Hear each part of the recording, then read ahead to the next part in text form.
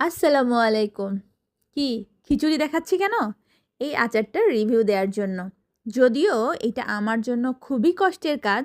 কারণ আমি জানি যে কোনো একটা রিভিউ আসলে অথেন্টিক হতে হয় বা এটা নিয়ে মানে দ্বিমত থাকা যায় না। কিন্তু একেকজনের টেস্ট বাড় একেক রকম।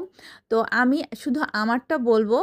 এটা আমাকে আচারটা গিফট করেছিলেন তাজলিমা খাতুন আপু। আপুর এই আচারটা আমি আপনারা দেখতেই পাইলেন যে আচারটা অর্ধেকেরও বেশি শেষ। আমি খিচুড়ি রান্না করি আর খেয়ে ফেলি। আমার ভিডিও করার কথা মনেই থাকে না। কিন্তু সেদিন আমি জাস্ট র্যান্ডম একটু কাজে বের হচ্ছিলাম। তাড়াহুড়ায় আমি জাস্ট র্যান্ডম খিচুড়ি বানিয়েছি এবং হাপুস, হাপুস করে খাচ্ছিলাম। কিন্তু আচারটার রিভিউ না দিলে হচ্ছে না। আচারটা এত মজা ছিল। আপু রসুনের আচার দিয়েছিলেন।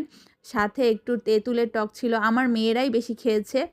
তো আমি আসলে খুব আরাম করে, যেহেতু আমার কাছে আজকের অপশন কম ছিল রান্নার, ডিম ভাজি, খিচুড়ি আর সততা পাকঘরের এই রসুনের আচার দিয়ে আরাম করে খাওয়া শেষ করেছি।